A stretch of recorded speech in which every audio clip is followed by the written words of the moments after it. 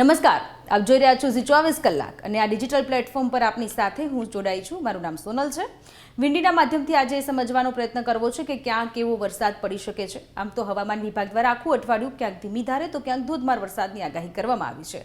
ત્યારે આજે બપોર સુધીમાં કેવો માહોલ છે, 12 વાગ્યા સુધીમાં કયા પ્રકારની સ્થિતિ, કયા જિલ્લામાં કેટલો વરસાદ પડી શકે છે તે વિશે માહિતી આપવી છે. સૌથી પહેલા દક્ષિણ ગુજરાતની વાત કરીએ તો દક્ષિણ ગુજરાતમાં આજે બપોર પછી અહીંયા આપણને સુરતમાં વરસાદ દેખાઈ રહ્યો છે, વલસાડમાં પણ વરસાદ દેખાઈ રહ્યો છે, પાલઘરમાં પણ વરસાદ દેખાઈ રહ્યો છે, નાસિકમાં પણ વરસાદ છે, નીચે મુંબઈ મહારાષ્ટ્રમાં પણ ઘણી બધી જગ્યાએ વરસાદ પડે તે પ્રકારની સ્થિતિ અહીંયા આપણને વિંડીના માધ્યમથી દેખાઈ રહી છે.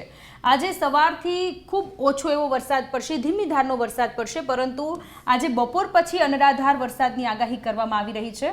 અહીંયા આપણે સૌરાષ્ટ્રની વાત કરીએ તો સૌરાષ્ટ્રમાં પણ ઘણી બધી જગ્યાએ આપણને વરસાદ દેખાઈ રહ્યો છે. અહીંયા આપણને ઉનામાં, જૂનાગઢમાં અને વેરાવળમાં આ 3 જગ્યાએ વરસાદ અત્યારે દેખાઈ રહ્યો છે.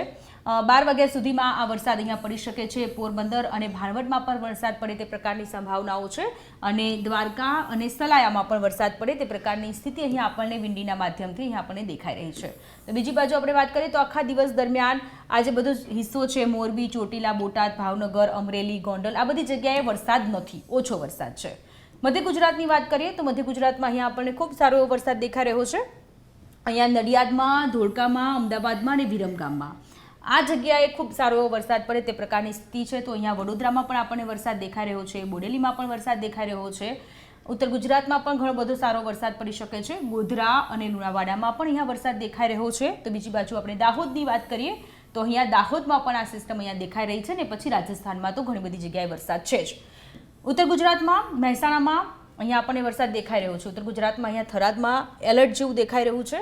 આપણને અહીંયા હિંમતનગરમાં વરસાદ દેખાઈ રહ્યો છે, ખેડબ્રહ્મામાં વરસાદ દેખાઈ રહ્યો છે, પાલનપુરમાં વરસાદ દેખાઈ રહ્યો છે, થરાદમાં પણ વરસાદ પડે તે પ્રકારની સ્થિતિ છે. તો અહીંયા રાધનપુર અને મહેસાણામાં નજીવો એવો વરસાદ છે, પરંતુ બીજી બધી જગ્યાએ ખૂબ સારો એવો વરસાદ પડે તે પ્રકારની સંભાવનાઓ અહીંયા વ્યક્ત કરવામાં આવી રહી છે.